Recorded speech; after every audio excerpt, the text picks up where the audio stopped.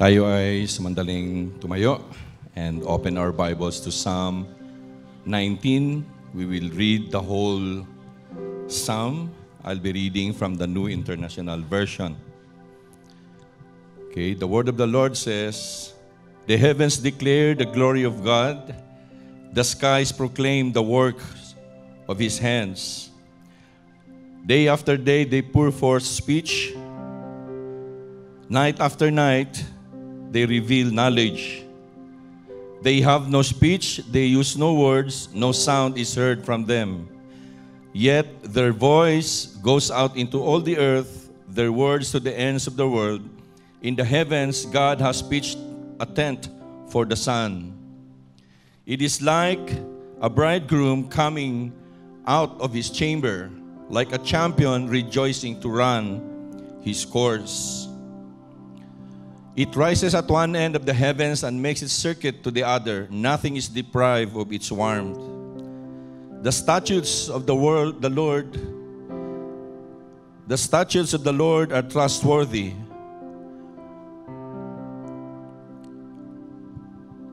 The law of the Lord is perfect, refreshing the soul. The statutes of the Lord are trustworthy, making wise the simple. The precepts of the Lord are right, giving joy to the heart. The commands of the Lord are radiant, giving light to the eyes. The fear of the Lord is pure, enduring forever. The decrees of the Lord are firm, and all of them are righteous. They are more precious than gold, than much pure gold. They are sweeter than honey from the honeycomb.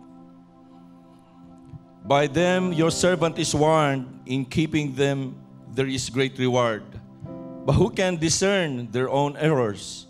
Forgive my hidden faults. Keep your servant also from willful sins. May they not rule over me. Then I will be blameless, innocent of great transgression. May these words of my mouth and this meditation of my heart be pleasing in your sight, Lord, my rock and my Redeemer." Lord, maraming salamat sa umagang ito na dinala nyo kami dito, Lord, ginising ng maaga upang makaniig muli kayo, Lord, bilang isang malaking iglesia. Salamat sa isa na muling pagkakataon na makarinig ng inyong mga salita. Salamat sa isang muling pagkakataon na kami ay matuto at hindi lang ma-inspire, Lord, kundi mapalakas ang aming mga spiritual na buhay.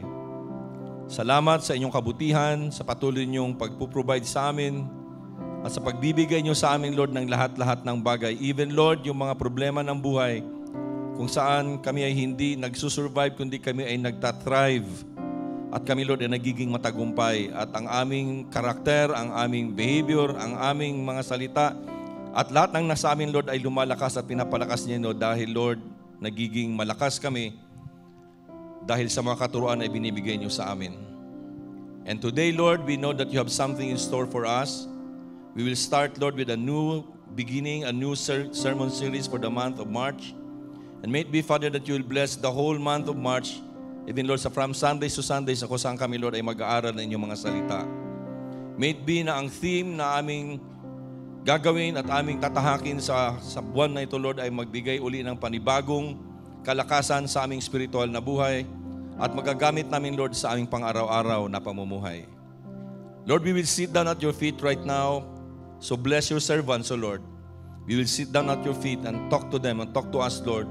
And we will give our utmost attention and our focus, Lord, to you. Forgive us, Lord, of our sins. Even your servants, Lord, that will be speaking your words today. Forgive him. Make him worthy, Lord, to be your mouthpiece today. And make us all worthy, Lord, to hear from you this morning. This is our prayer. In the Master's name of our Son, Jesus Christ, our Lord and Savior. And everybody will say, Amen and amen. You may now be seated.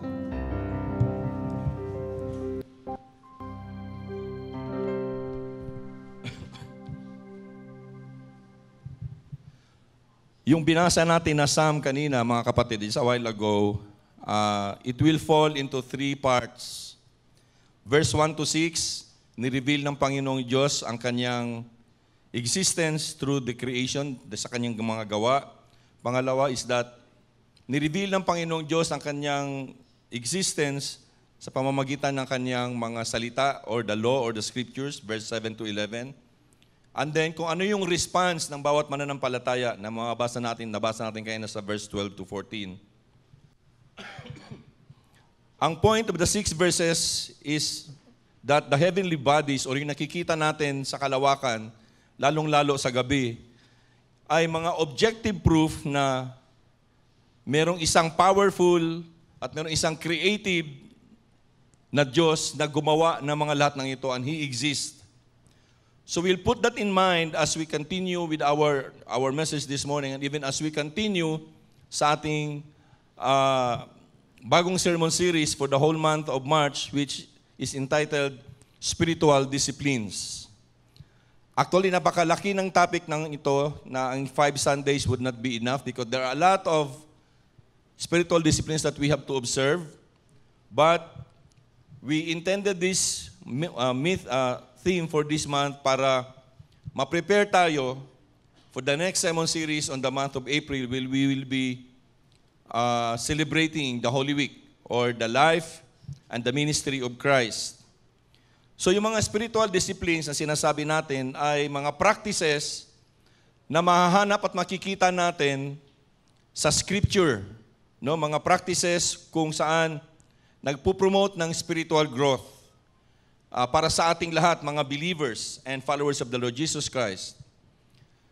Ang spiritual disciplines ito mga kapatid ay mga habits of devotion or habits of experiential Christianity na napapractice na noon pa man nung panahon ng mga biblical times, no? Ginagawa na to noon pa man na ito ang pag-aaralan natin, itong mga spiritual disciplines na to. Today we will start with the habit of reading God's Word. The habit of opening the Bible and reading it in a daily basis.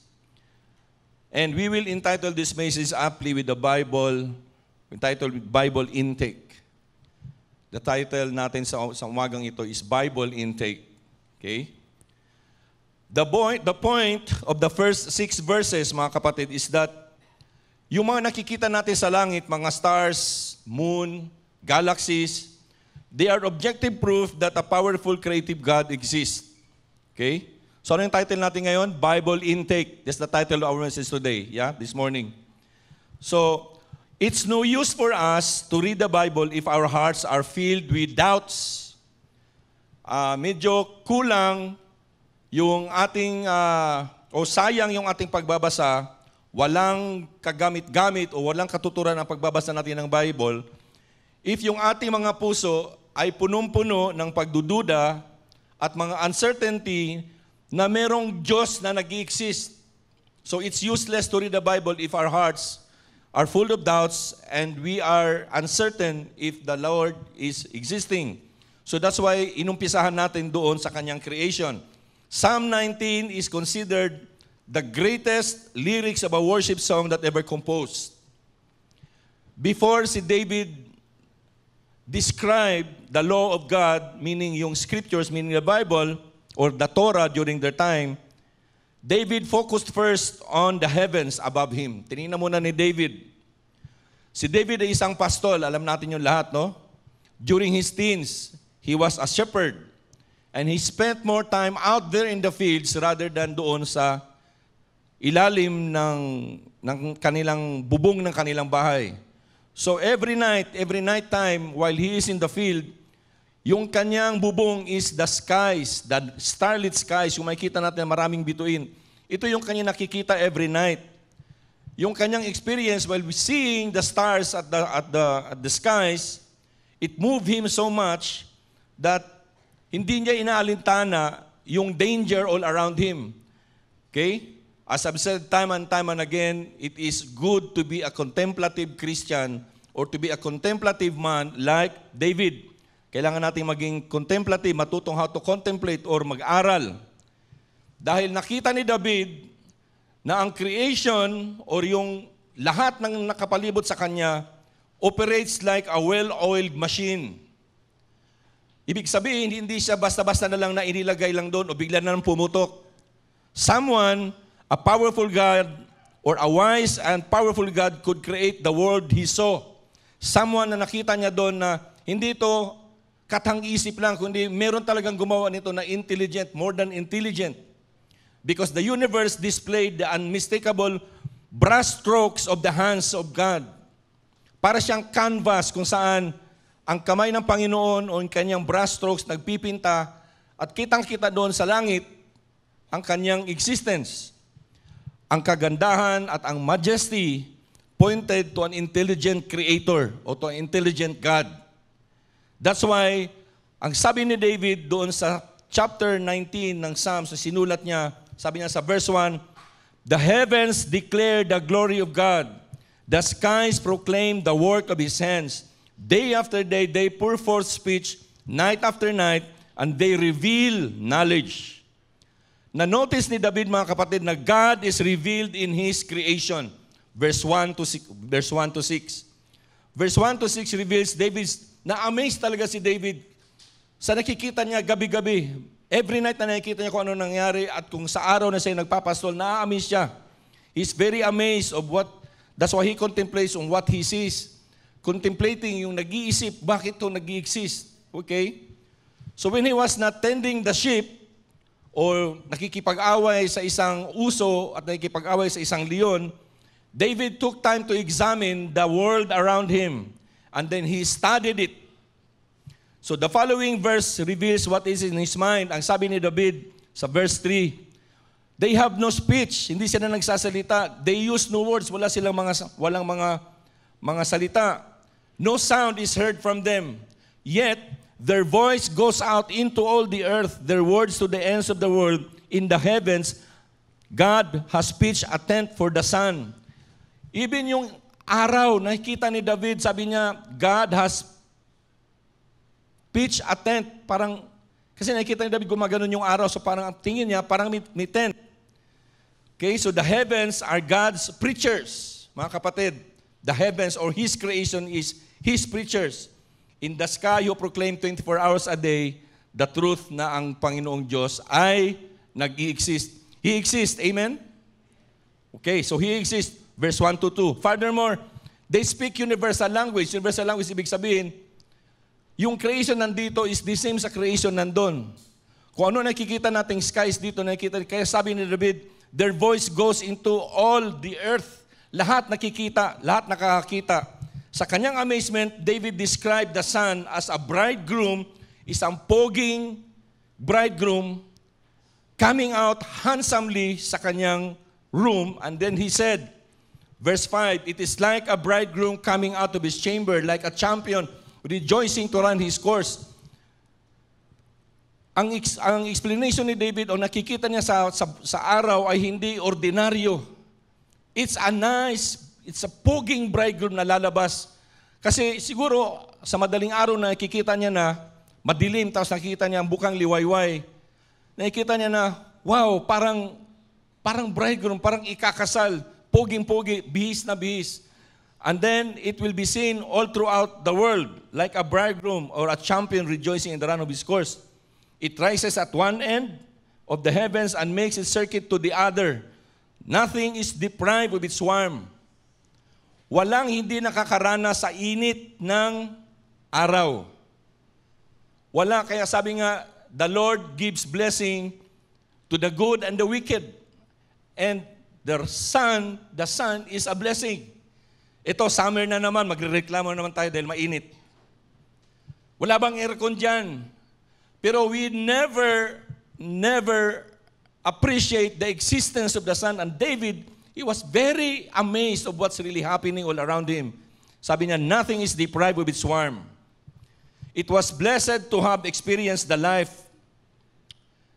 Na-experience si David ang pagiging pastol.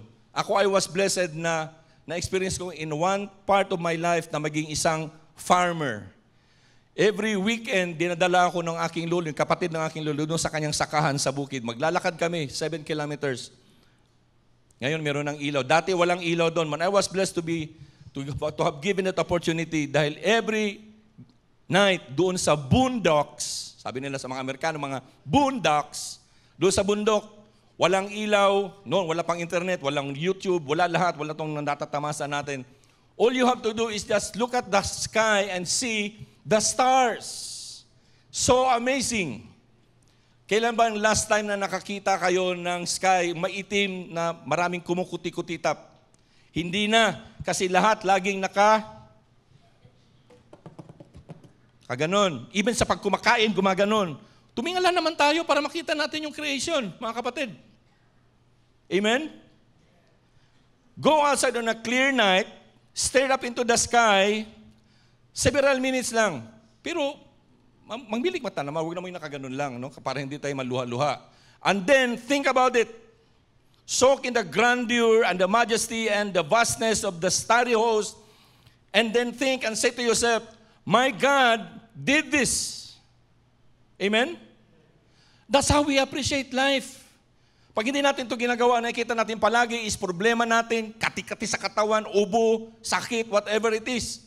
But if you look around and then appreciate what God is doing and sustaining our lives, we will very, very be able to really appreciate that God exists. Remember, if we have doubts in our hearts and we have very uncertain feelings that God exists, it's useless to read the Bible. It's useless to pray. It's useless to join a worship service every day, every Sunday. I'll tell you that. Kaya sabi ni Warren Wiersbe, and I quote, sabi niya, creation is a wordless book, sinulat na walang mga salita, so that everybody can read, but everybody can read because it needs no translation, hindi na kailangang i-translate. Kung ang Bible ay nanggaling sa dalang lingwahe, Hebrew at saka Greek, kailangan siyang i-translate. Pero ang creation ng Panginoon, hindi mo na kailangang i-translate. You can read it, and you can see it, and you can appreciate it because God speaks through creation. He speaks day after day and night after night. Yung kanyang speech pours out silently, abundantly, and universally. Kung ano nakikita natin, hindi nakikita din sa ibang panig ng mundo.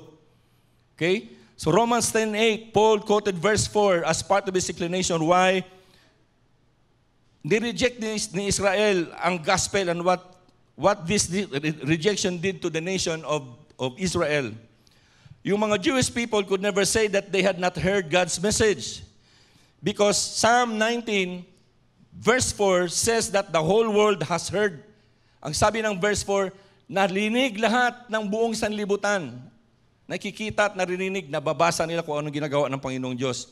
Therefore, hindi lang silang nagkasala, even as Gentiles stand guilty before God, lalong-lalo yung nagsasabi na walang Diyos, hindi totoo ang Diyos, they stand guilty in front of God, and they need to be saved through faith in the Lord Jesus Christ. Kailangan nilang masyiran talaga. This is the reason why kung bakit tayo, we're very eager really to disciple each one so that we be able to learn how to spread the gospel, to share the word with the Lord. We must take the salvation message to them, Romans 10:1-15. Pero despite sa universal message na binibigay ng Panginoong Diyos sa atin, despite sa nakikita natin, even our own selves, doctor says na walang nakakalamang, the most powerful pump in the world is our heart. Because it never stops. It only stops when you die. Pero the most powerful pump in the world that was ever designed is our heart. And the most powerful computer that was ever created is our brain, our mind. Sabi nila, ang ginagamit lang natin is only 5% of our brain. Imagine if we'll be able to use 50, 55, 65, or 80% of our brain, what will happen to us? Siguro sinadya rin ng Panginoon kasi kung ganun sobra ka ng katalino, baka hindi mo na rin siya paniniwalaan. So, the people ignore it and they rejected God because they want to live as they please. Romans 18:1, chapter 1, verse 18-20. I read this to you. Tingnan nyo. The wrath of God is being revealed from heaven against all the godlessness and wickedness of people who suppress the truth by their wickedness. Since what may be known about God is plain to them. Klarong-klaro na makikita mo na nandyan yung Diyos. Because God has made it plain to them.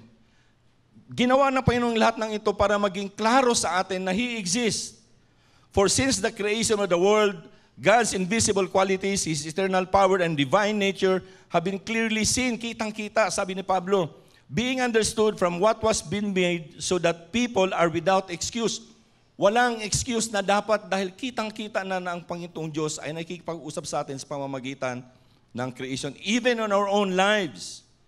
Ang tao mismo, pag titingnan mo, is designed the most, basta the most people. Sabi nung isang, may award ka, anong award mo? The most high school. The best design ever is the human body. Okay? Kaya wala nang excuse, ang sabi ni Pablo. So, for although they knew God, they neither glorify Him as God nor gave thanks to Him, but their thinking became futile and their foolish hearts were darkened. Although they claimed to be wise, they became fools and exchanged the glory of the immortal God for images made to look like a mortal human being, and birds and animals and reptiles. Hindi lahat, alam ng Diyos na hindi lahat ay merong kapasidad to hear and understand the wisdom and the power of the Creator and the creation na Kanyang ginawa. Hindi lahat ay merong kapasidad. Kaya, He communicated this in another way. David turned to the Word of God written in the law of Moses. Para sa karamihan, ang creation is vague, hindi siya klaro, hindi malinaw, blurry, malabo in its declaration about God's wisdom and power. Para sa iba, ha? Kasi hindi lahat ay merong kakayanan na maintindihan. So, sa karamihan, yung creation is vague that God is existing. Hindi malinaw, blurry, malabo. But the law was clear and precise. Merong positive view si David sa law ni Moses. At alam natin that the law of Moses was given by God at Mount Sinai. He knows that in the written word, there was no room for unclear message or language. Para ka David, God is clearly revealed in the written word. God is clearly revealed in the written word. Para kay David. If creation declares or reveals the existence of God, yung isinulat sa Bible and during the time ni David is the Torah, the written word of God is a special revelation of the purpose of His creation. Ginawa ang law para makita ng bawat isa sa atin ang purpose ng creation ng Panginoong Diyos. It also manifests yung attributes ng Panginoong Diyos. Psalm 19 will give us more reasons kung bakit kailangan nating magbasa ng Biblia. Why do we have to have a Bible intake? Intake ibig sabihin, ilagay natin sa ating sarili o sa ating mga isipan kung ano ang nakasulat sa Biblia. Kasi dito mga kapatid, verses 7 to 10, David recorded 6 different reasons why we have to read, to have a daily Bible intake. He made 6 different names of God's Word that describes ng 6 na attributes of the Word, of the lives, 6 na attributes of the Word and the 6 ministries of the Word na magbibigay ng kalakasan sa lahat ng buhay, sa lahat ng magre-receive at maniniwala and to obey it. The law of the Lord, number 1. Number 2 is the testimony of the Lord. Ito yung mga pinangalan ni David, verse 7 to 10. Kung ano yung salita ng Diyos. The law of the Lord, the testimony of the Lord, the statutes of the Lord, the commandments of the Lord, the fear of the Lord, the judgments of the Lord. So, the law of the Lord, isa-isahin natin ito mga kapatid, very, very quickly. Ang Hebrew word ng the law of the Lord is Torah. It is the name of their Bible during the olden times. The Old Testament is called Torah. Ang ibig sabihin ng Torah is instruction, direction, teaching. Yung mga Jewish people during their time, they call the scrolls of the law. Yung Torah, tinawag nila the scrolls of the law. Scrolls yung nakalukot. But the word refers to all of God's creation. Ang Torah refers to the word, to all of God's revelation sa creation. It comes from a word that means to shoot an arrow. Sa lahat ng mga guro na naririto, alam nila yan because a teacher aims to hit the target.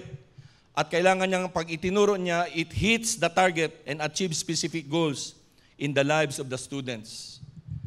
So that's why the law was made so that it will be taught upon and everybody that will receive it and obey it will have life. Unlike sa mga textbooks na nababasa natin ngayon, unlike sa mga libro na nababasa natin ngayon, at sinusulat ng mga author, God's Word is perfect, it is flawless, and complete. Okay? Ang naging issue lang is that ang lingwahe ng tao, ang lingwahe ng tao ay nagbabago. Ngayon, di ba, the fastest growing language is English. Every year, every day, merong nagbabagong language, nagbabagong mga salita. Sa Pilipino, marami din. Sa Pilipinas, sa Tagalog, marami din mga nagbabagong salita. In fact, ngayon, meron na tayong tinatawag na Gora. Ano yung Gora? Tuloy lang. O, di ba? Nilalagay na ngayon yan, kaya nga meron tayong, meron tayong tinatawag na Pinoy Bible so that we will be able to understand in the modern language. Pero, hindi na kailangang baguhin ang mga salita ng Panginoon. Okay? The language changes, pero ang translation nagbabago, pero ang Word of God o ang salita ng Panginoon never needs revision or improvement. Hindi na kailangang i-revise at hindi na kailangang i-improve pa. Kasi kompleto na nga. It is complete. Never needed to be revised and to be improved. Doon sa Psalm 23, ang word doon na restore is equivalent to the Lord to revive, to give new life. The word of the Lord not only has life, as sinabi doon sa Acts 7:3 or Hebrews 4:12. Ano ba yung nakalagay doon sa Hebrews 4:12? The word of God is a double-edged sword. Di ba? It pierces joints and sinews and even your heart. So it has life. It also imparts spiritual life sa lahat ng tatanggap nito, as written by Peter in 1 Peter 1:23. And it sustains life as well.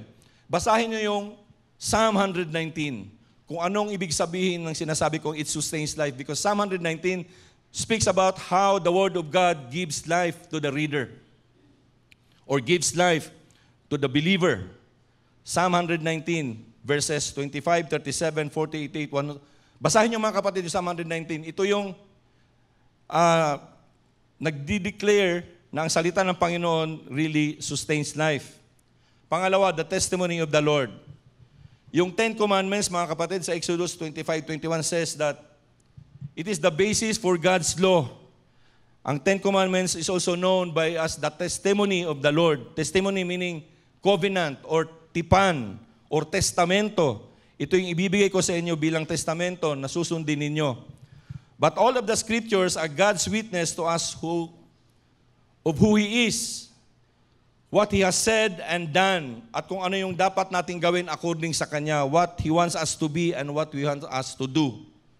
So, tayo na witness ng Panginoong Diyos who bears Himself in the written word, katibayan ng Panginoong Diyos na magbabasa at makikita sa Biblia, lahat na nakikita at nababasa natin ito is sure and reliable.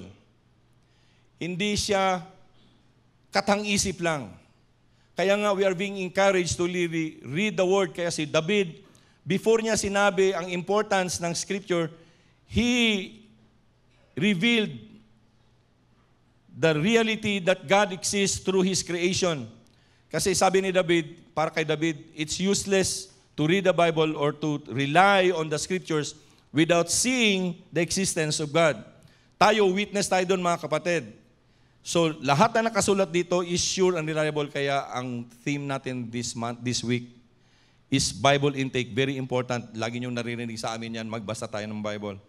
Dahil sa pamamagitan ng salita ng Diyos, we become wise and we understand what salvation is all about. Bakit kailangan nating masave? Without the Bible, we'll never understand what salvation is all about. Para sa doon sa mga kandidato for baptismal this month ng Marso, we encourage you to really understand and read.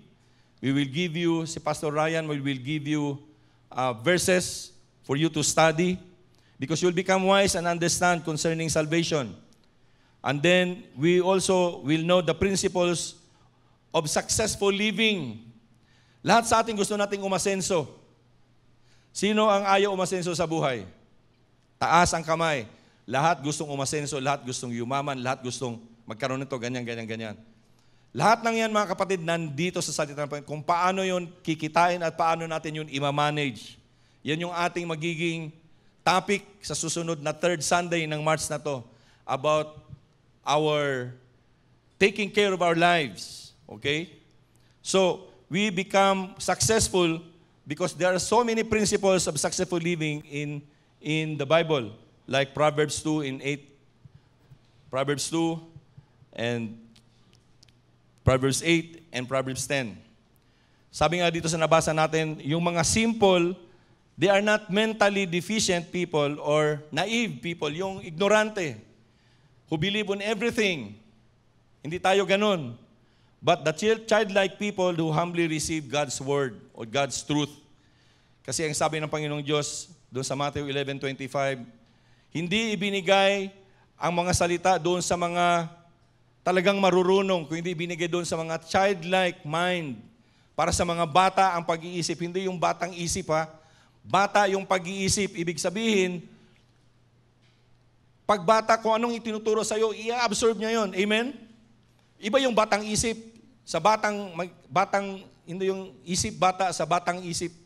Isip bata is that, lumaki ka na pero ang gawin mo, bata pa rin. Di ba? Nakikipag-away, na walang dahilan, nakikipag-agawan. Ito, batang isip. Ibig sabihin, nakakaintindi, hindi daw binigay doon sa mga nakakaalam na. Yung mga matatanda na kasi sabi nga, you cannot teach an old dog new tricks. Di ba? Di mo na matuturuan yung matandang aso ng bagong mga katuruan. But tayo, ang sabi rito, the simple, it's being given to the childlike people who humbly receive God's truth. Pangtatlo, the statutes of the Lord. Statutes, ibig sabihin, ito yung mga detailed instructions ng Panginoon sa atin concerning the practical matters of everyday life. Practical matters ang itinuturo dito, hindi siya mahirap intindihin. Practical, ibig sabihin, hindi mo na kailangang mag-translate na kung madaming mag-google, hindi mo na kailangang i-google. Kasi nandito lahat yung practical ways of living life, of everyday life. Para sa Old Testament law, ang mga statutes doon related doon anong kailangan kainin, how they dress, anong kailangan nilang isuot, di ba? How they kept clean. Naalala ko dati, walang nagsisimba na walang belo. Kailangan nakatakip yung mga buhok. Even sa Alliance churches before, naalala ko yan, merong nagtatakip ng belo. Or merong puting na nilalagay na ganyan. Because that's what being commanded sa Old Testament law. So, kailangan na lahat ng mga certain basic laws and commandments ay ibinigay, mga statutes or mga directions or instructions, and then to apply them to specific situation. Sa atin ngayon, sa New Testament, merong nirepeat yung mga commandments and 10 commandments for believers today into a new mindset. Mababasa natin yan sa Ephesians chapter 4 verse 20 to 32. Ito yung put on your new self, put on your old self. It was based on the 10 commandments. Ito yung isa sa mga napag-aralan namin sa aming Bible study. Ephesians chapter 4 verse 20 to 32. Put on your new self and put off your old self. New Testament na commandments that was based on the 10 commandments. It gives an application sa mga principle na ibinigay doon sa 10 commandments. Some of the instructions na binigay sa atin ng Panginoong Diyos is that na tayo ay gumawa ng sarili nating law. But ang problema natin ngayon, yung ating mga magigiting na mga lawmakers, they passed on a lot of law. Sabi nga nung dating presidente noon, hindi ko na ba magitin kanyang pangalan, sabi niya, we have the best laws in the land, but following it is optional. Sabi niya, we have the best laws in the land, but following it is optional. Yung mga legislators natin yan, they are making laws, sabi nila, these good laws, pero yung mga statutes, yung mga instructions, instead na magbigay ng kasiyahan, ay nagbibigay ng grief sa atin. Okay? Pero yung instruction ng Panginoong Diyos gives us joy. Okay? The statutes of the Lord gives us joy. Pang-apat, the commandments of the Lord. The word means that which is appointed. Appointed, ito yung binigay sa atin. Appointed na to. Because mahal tayo ng Panginoong Diyos, kinukuman niya tayo, He commands us what to do and warns us on what not to do. May siyang command na itong gawin ninyo at huwag niyo itong gagawin. Okay? And how we respond to those commands is a matter of life or death. Sabi nga doon sa Deuteronomy 30 verse 15 to 20. When how we respond to the commands of God is a matter of life and death. Dahil ang commands ng Panginoong Diyos are pure and leads to a pure life if we obey from the heart. Yung kanyang mga kautusan ay puro, it's pure and lead to a pure life. The Bible is the Holy Scriptures and therefore His Word is very pure. Sabi ko nga, hindi na kailangan ng translation na mahigit pa sa kung anong dapat na nakalagay dito. Hindi na kailangan i-improve, hindi na kailangan i-revise. Meron natin makikita ang revised version because yung language nga ay nagbabago-bago. So, inire-revise siya to suit us into the new language. Pero yung message is the same, hindi nagbabago. We are enlightened and learned sa lahat ng katotohanan about the Lord when we obey what He says. John 7:17, and not just what we read or study. Kailangan natin talagang sundin. Do not merely listen, sabi doon sa James 1:22-25. I'll read this to you. Wala dyan sa slides natin. Sabi doon, do not merely listen to the word and so deceive yourselves. Do what it says. Anyone who listens to the word but does not do what it says is like someone who looks at his face in a mirror and after looking at himself goes away and immediately forgets what he looks like. Ganun ba tayo? Nakita ba natin itong mukha sa salamin? Pag tumalikod, hindi natin alam kung mukha ba natin ito o hindi. Ganun daw yun kapag nakikinig lang tayo sa salita ng Diyos tapos hindi natin ginagawa. Para tayong nakaharap sa salamin tapos nakalimutan natin yung mukha natin. Ay, hindi ako yan, si ano yan, kapatid ko yan. Ganun ba yun? Okay? But whoever looks intently into the perfect law that gives freedom and continues in it, not forgetting what they have heard, but doing it, they will be blessed in what they do. Alam nyo, in this world, we are strangers, mga kapatid. We are strangers on this earth. The Word of God is our roadmap to guide us. It's our GPS. It's our global God positioning service. Like a traveler on the highway, nagtatravel tayo sa highway, tapos hindi tayo nakikita sa mga signage, di natin namamalayan na we are making a detour and then hindi tayo makakapunta doon sa ating paruroonan. This is what the Bible is all about. Okay? Panglima, the fear of the Lord. Verse 9a. Actually, unusual na pangalan sa Bible, o unusual sa pangalan ng Scriptures. But it reminds us, mga kapatid, that we cannot learn the Word of God unless that we show reverence or yung paggalang and respect or respeto for the Word of God. Ang fear na sinasabi rito, the fear book is for us to show reverence to the Word of God and respect of what the Word of God says to us. So to teach the Bible is to teach the fear of the Lord. Kung itinuturo natin to, itinuturo natin yung fear of the Lord, reverence of the Lord, yung respect sa Panginoon. The mark of a true Bible student is a burning heart, not a big head. Naalala niyo yung share ko dati sa inyo na the first time that I read the Bible na merong intention during the ating text application prayer noong mga about 12 years ago, ang una ko talagang nabuksan, mga kapatid, is Luke chapter 24 verse 32. Naalala niyo yung dalawang, si Cleopas at sino pangalan ng isa?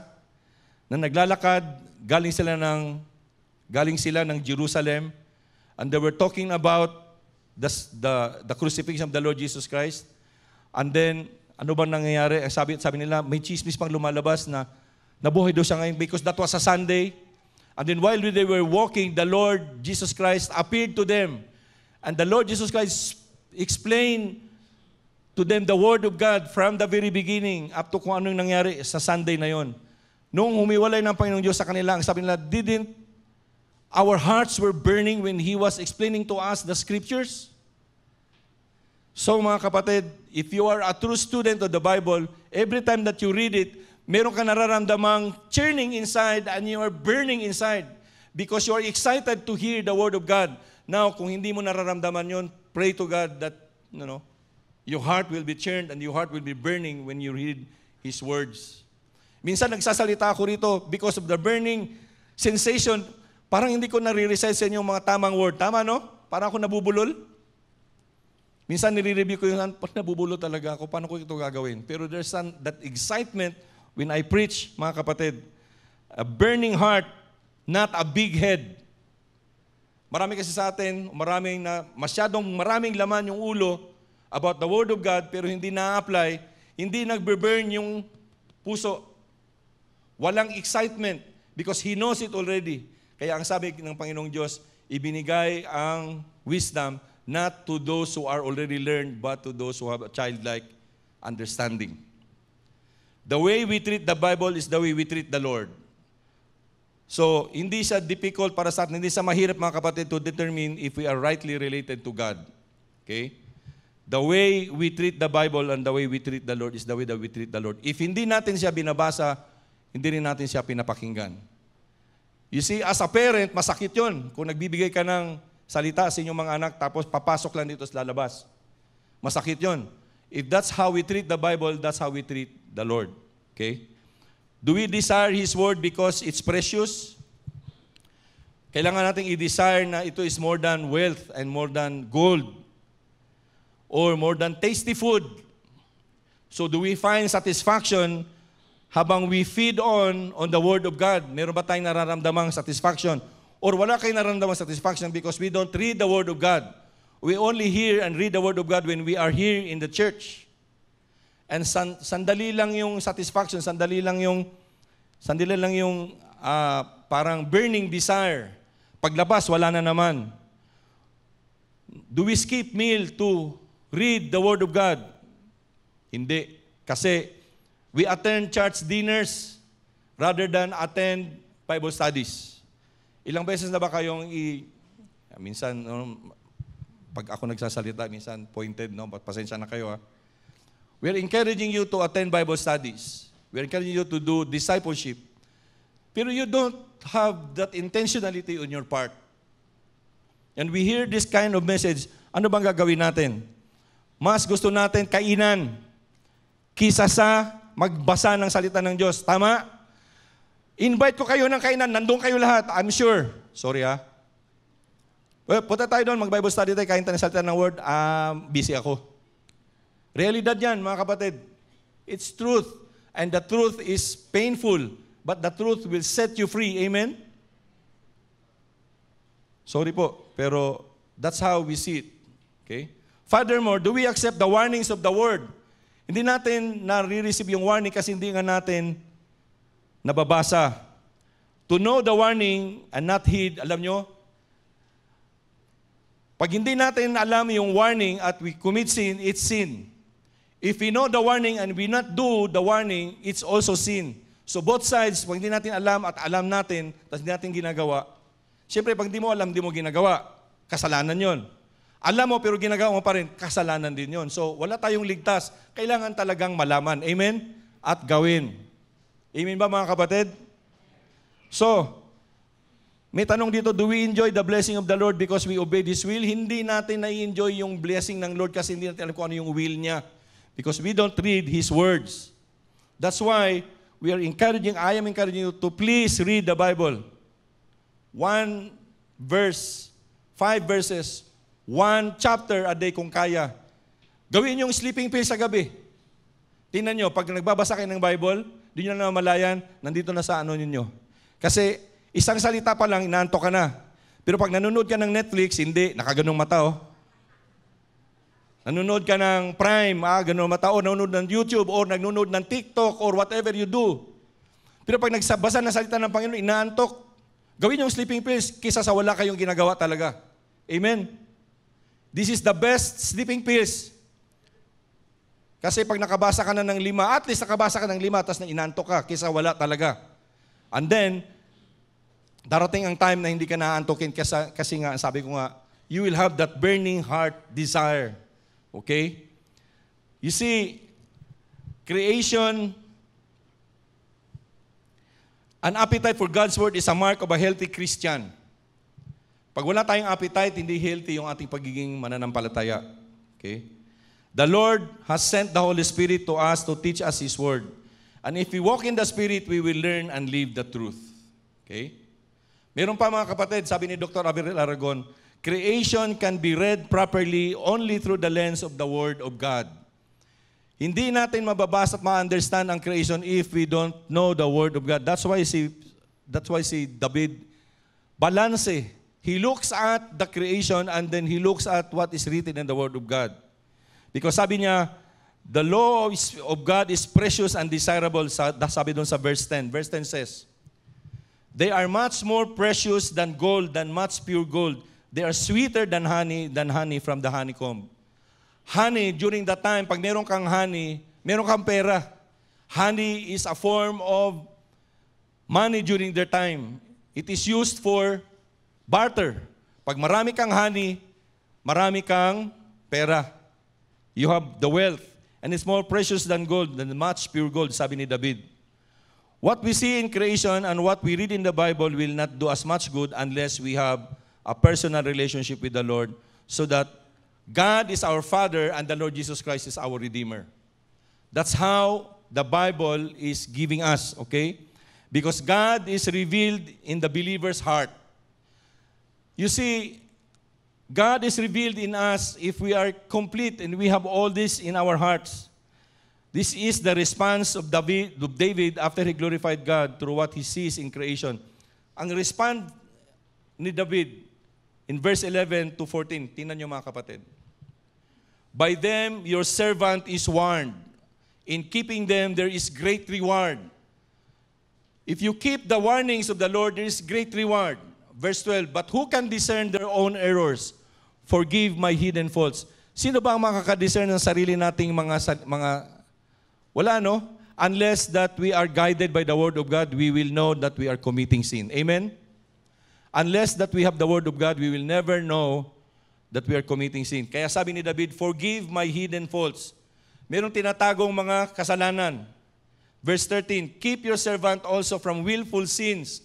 Willful, ibig sabihin, alam mo nang mali, gagawin mo pa rin. Willful ang tawag doon. May they not rule over me, then I will be blameless, innocent of great transgression. May these words of my mouth and this meditation of my heart be pleasing in your sight, Lord, my rock and my redeemer. Dito pa lang mga kapatid, matututo na tayong kung ano ang ating ipagpipray. Lord, I'm doing all these willful sins. Ito yung aking dating buhay. Bakit ko pa rin ginagawa? Help me to put off my old life and put on my new life. Lord, please prevent me from doing willful sins. And may the meditation of my heart and the words of my mouth be pleasing in your sight. Kung ano yung lumalabas sa ating mga bibig, kung ano yung iniisip natin na dapat palaging blessing sa Panginoong Diyos. Sabi ni David, my rock and my redeemer. After na nagawa ni David lahat nito, after he said and done all these things, what matters most to him ay kung ano yung, kung hindi yung nagawa ng mga ito sa kanyang buhay, but what he has accomplished as a servant of God. What mattered most to David were the words that came out of his mouth and the thoughts that he kept in his heart. Kaya pala si David, kahit na makasalanan siya na katulad natin, he was branded as a man after God's own heart. Pwede tayong maging ganun kapatid. We are always sinning every day. But we can continue to be a man or a woman that is always after the God's own heart. The man of faith can respond only with a prayer. Ang prayer nga gagawin na malayo tayo sa nakatagong mga kasalanan natin. All of us, mayroong mga nakatagong kasalanan. Yung mga sins na hindi natin naibubulgar, na only the Lord and you knows about it. And willful sins where everybody sees kung anong ginagawa natin. Willful, ibig sabihin, ginagawa natin every day. Kahit alam natin na hindi dapat ito gawin. And what He says may be acceptable to the Lord. Whatever na sasabihin natin sa Panginoong Diyos ay acceptable para sa Panginoong Diyos. Kung ano yung iniisip natin, kung ano sinasabi natin, ay pleasing sa Panginoong Diyos.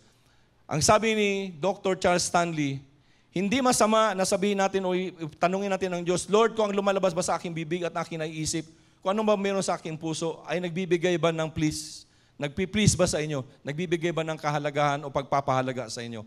Hindi daw masama na tanungin natin ang Diyos doon. Lord, am I giving you glory?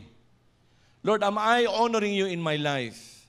Ito yung ibig sabihin dito sa verse 14 na May these words of my mouth and this meditation of my heart be pleasing in your sight, O Lord, my rock and my redeemer. Merong isang kanta nagsasabi, mga kapatid, the word of God is light in my darkness. Hope for the hopeless, strong and true. The word of God is strength for the weary, a shield for those who trust in you. A shield for those who trust in you. Everything will fade, the heavens and the earth will pass away, but you will remain, yes, you will remain always. What the song is telling about is the Lord Jesus Christ, because the Lord Jesus Christ is the faithful word of God, the anchor of our hearts. He is everything we say, and He is greater than our deepest needs. The ground beneath us, our feet beneath our feet, the promises that won't fail us now. Yes, the Word of God is the light in our darkness. There is absolutely nothing wrong with asking the Lord to make you pleasing to Him. In fact, He loves to teach you His ways. There is nothing wrong to absolutely ask the Lord to make you pleasing, to make us pleasing to Him. He tenderly molds us to our character so that we speak and think and act in a way that honors God.